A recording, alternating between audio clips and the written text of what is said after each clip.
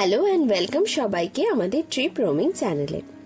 বর্ষায় পাহাড় আর ঝর্ণার সৌন্দর্য তো তোমাদের সাথে লাস্ট কিছু ব্লগে শেয়ার করেছি। আজকে তোমাদের ভার্চুয়ালি ট্রিপ করাবো বাঙালির ঘুরতে যাওয়ার সেই প্লেসে যেখানে সবার একটা আলাদাই ইমোশন জড়িয়ে রয়েছে। বাঙালির কাছে দীপুদা মানেই সব। সেই দীপুদার মানে দীঘার একটা শর্ট ট্রিপ প্ল্যানের খুঁটিনাটি সব ইনফরমেশন তোমাদের সাথে শেয়ার করব। যেই প্ল্যানটা ফলো করে তোমরাও খুব ভালোভাবে 1 রাত 2 দিনে দীঘাতে উইকেন্ড ট্রিপ করে আসতে পারবে। চলো তাহলে শুরু করা যাক আজকের জার্নি।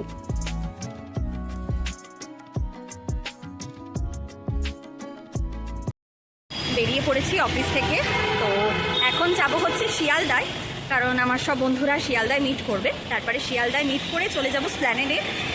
আমাদের বাস রয়েছে রাত 11টার সময়। তো আপাতত শিয়ালদা যাই, তারপরে কিভাবে স্প্ল্যানেড পৌঁছাচ্ছি, কোন বাসে যাচ্ছি, সব কিছু ডিটেলস তোমাদের জন্য থাকবে এই ব্লগে। দেখতে থাকো পুরো ব্লগটা। রাতে ডিনার কমপ্লিট করে পৌঁছে গিয়েছিলাম স্প্ল্যানেডে। এখানে প্রচুর বাস অ্যাভেলেবেল, এসি নন এসি সবই পাবে। অনলাইন বুকিং করে না গেলেও বাস পেতে প্রবলেম হবে না, তবে সিজন টাইমে প্রবলেম হতে পারে। স্প্ল্যানেডে গিয়ে বুকিং করলে তোমরা দরদাম করে সিট বুকিংটা করতে পারো। আর বাস আমাদের মোহনা বাস স্ট্যান্ডেই নামিয়ে দিয়েছিল। নেমে আমরা হাঁটতে শুরু করেছিলাম মোহনার দিকে। আমরা 10 মিনিট হেঁটে ভেবেছিলাম পৌঁছে যাব, কিন্তু অনেকটা হাঁটতে হবে বুঝতে পেরে আমরা টোটো করে নিয়েছিলাম। দীঘায় এর আগেও গিয়েছি, কিন্তু মোহনায় কোনোদিন যাইনি, প্রথমবার যাওয়া। মোহনায় বিশাল বড় মাছের বাজার রয়েছে। মাছের বাজার দেখে চলে গিয়েছিলাম মোহনায় সানরাইজ দেখতে। গুড মর্নিং সবাইকে। আমরা পৌঁছে গেছি দীঘাতে। বাস আমাদের নামিয়ে দিয়েছে ভোর 5টার সময়। তো যেহেতু হোটেল চেকিংয়ে লেট আছে, সেই জন্য আমরা ঠিক করলাম যে মোহনাতে আগে চলে আসবো। তো মোহনাতে এসে গেছি, খুব সুন্দর একটা সানরাইজ হচ্ছে, তো সেটা চলো দেখাই, আর বাকি ডিটেলস তোমাদেরকে পরে দিচ্ছি। অসাধারণ সুন্দর একটা সানরাইজের সেদিন সাক্ষী হয়েছিলাম। শান্ত পরিবেশ, সমুদ্রের জলোচ্ছ্বাস আর সূর্য কিরণে জলের ঝিকিমিকি এক মায়াবী পরিবেশ তৈরি করেছিল। এটা দেখার জন্যই সকাল সকাল মোহনায় আসা। সকাল 6টায় জোয়ার এসেছিল, তাই জলোচ্ছ্বাসের পরিমাণও অনেকটা বেড়ে গিয়েছিল। ঢেউয়ের ঝাপটায় তো পুরো ভিজেই গিয়েছিলাম। মোহনায় প্রায় 1 ঘন্টা মতো সময় কাটিয়েই আবার টোটো করে হোটেলে চেক ইন করার জন্য রওনা দিয়েছিলাম। মোহনা থেকে আমাদের হোটেল মানে নিউ দীঘা ইউথ হোস্টেলে আসতে টোটো ভাড়া পড়েছিল 30 টাকা পার পার্সন। পেছনে সমুদ্র, বিশাল জোয়ার এসেছে। এখন সকাল 7:45 বাজে। তো মোহনা তো ঘোরা হয়ে গেল, এবার যাব হোটেলের দিকে, দেখি চেকিং করা যায় কিনা। অ্যাকচুয়াল টাইম তো সকাল 10টায়, দেখা যাক যায় কিনা চেকিং করা। তাহলে চেকিং করে ঝটপট ফ্রেশ হয়ে নিয়েই ড্রেস পরে সমুদ্রে নামবো স্নান করার জন্য। অ্যাকচুয়ালি হোটেলে 10টায় চেক ইন ছিল, কিন্তু আমরা 8টায় পৌঁছে গিয়েছিলাম। তাই রিসেপশনে ব্যাগ রেখে ব্রেকফাস্ট করতে চলে গিয়েছিলাম নিউ দীঘা সি বিচের কাছে। এখানে আমরা কচুরি খেয়েছিলাম, পার প্লেট 30 টাকা করে নিয়েছিল। ব্রেকফাস্ট করেই আমরা চলে গিয়েছিলাম আবার হোটেলে। একটু ওয়েট করে ওই 10টা নাগাদই আমরা হোটেলে চেক ইন করে নিতে পেরেছিলাম। এখন চলে এসেছি নিউ দীঘা ইউথ হোস্টেলে।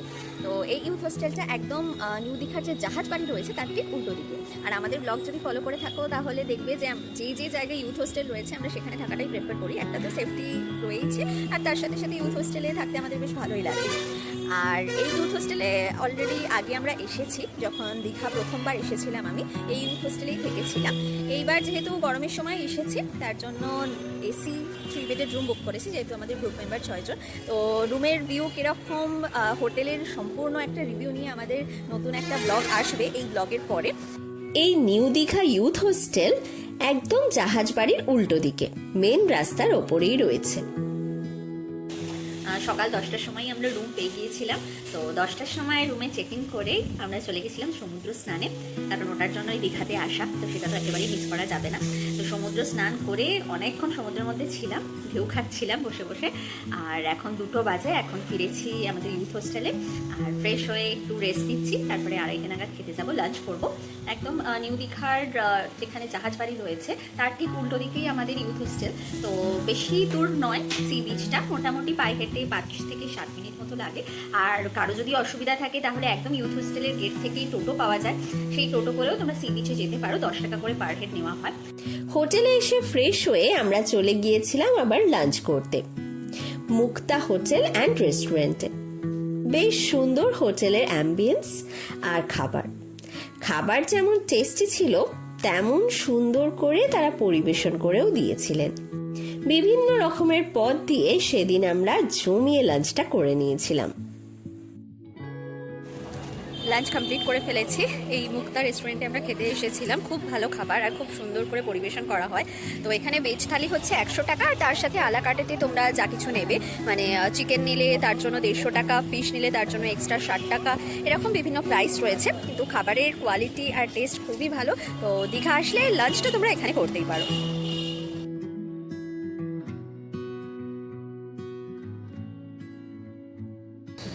গুড ইভিনিং সবাইকে। দুপুরবেলা রুমে এসে তো ঘুমিয়ে পড়েছিলাম লাঞ্চ সেরে, কারণ প্রচণ্ড টায়ার্ড ছিলাম। কালকে থেকে জার্নি স্টার্ট হয়েছে, বাসে করে এসেছি, রাতে ঠিক মতো ঘুম হয়নি, তাই একটু ঘুমিয়ে পড়েছি। আর উঠে দেখি 6:30 বাজে, বুঝতেই পারিনি যে 6:30 বেজে গেছে।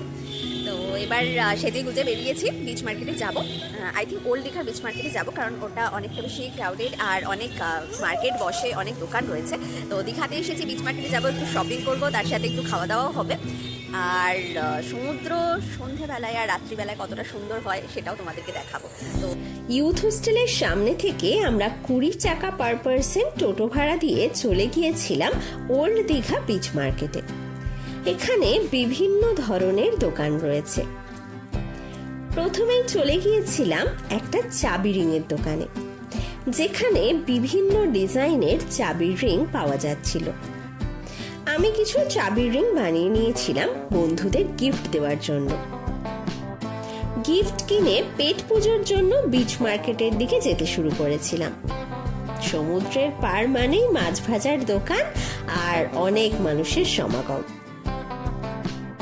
এই বিচ মার্কেটে বিভিন্ন ধরনের জুয়েলারির দোকান ছিল, তার সাথে বেতের তৈরি বিভিন্ন ধরনের জিনিস, কড়ি দিয়ে বানানো বিভিন্ন ধরনের শোপিস, কাজুর দোকান, ওয়াল হ্যাঙ্গিং, আরো কত কিছু জিনিস কিনে আর দেখে একটু মাছ ভাজা আর পাপড়ি চাট খেয়ে চলে গিয়েছিলাম সমুদ্রের পাড়ে জলোচ্ছ্বাস দেখতে। আর গিয়ে যা দেখলাম সত্যি ভাষায় প্রকাশ করা যায় না। আগে শুনেছি পূর্ণিমায় সমুদ্রের এক আলাদাই সৌন্দর্য দেখা যায়, আর সত্যিই তাই।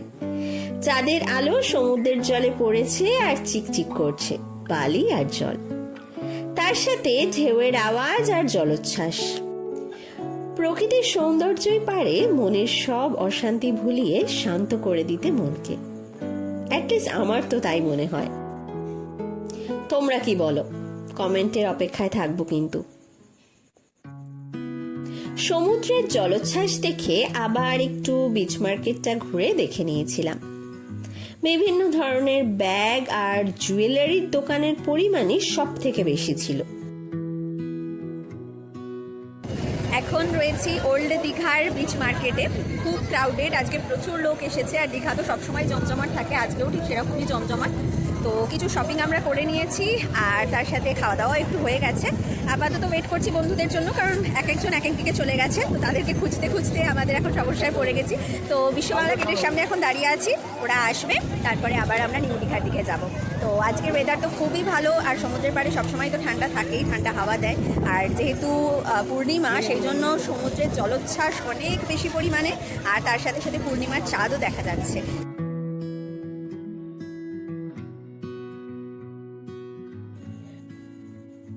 বিচ মার্কেট ঘুরে ওই 9টা নাগাদ ওল্ড দীঘার এই বলাকা রেস্টুরেন্ট থেকে ডিনার করে নিয়েছিলাম। বেশ ভালোই ছিল রেস্টুরেন্টটা, আর খাবারও ছিল ভালো, রিজনেবল। খাওয়া দাওয়া সেরে ফিরে গিয়েছিলাম টোটোয় চেপে আবার আমাদের ইউথ হোস্টেলে। তো সারাদিন অনেক জার্নি হয়ে গেছে, এবার হচ্ছে ঘুমানোর পালা। প্রচণ্ড টায়ার্ড লাগছে, তাই এবার যাব রুমে, ফ্রেশ হব আর ঘুম দেবো। দেখি সকালবেলা কখন উঠি আর সানরাইজ দেখতে পাই কিনা। চলো সবাইকে তাহলে গুড নাইট, দেখা হচ্ছে আবার কালকে। গুড মর্নিং সবাইকে। সকালবেলা উঠেই তাড়াতাড়ি ফ্রেশ হয়ে নিয়েছি, উঠতে একটু দেরি হয়ে গিয়েছে কারণ কালকে প্রচণ্ড টায়ার্ড ছিলাম, তাই ঘুমিয়ে পড়েছিলাম। এখন 7টা বাজে, এখন যাবো সি বিচে আর গিয়ে দেখবো যে সি বিচে সকালবেলা কেমন লাগে। সত্যি সমুদ্র আমার সব সময় ভালো লাগে, সেটা সকাল, দুপুর, বিকেল, সন্ধে, যে কোনো টাইমেই হোক না কেন। আর সকালের রৌদ্রোজ্জ্বল সমুদ্রের জলোচ্ছ্বাস তো সত্যিই অসাধারণ।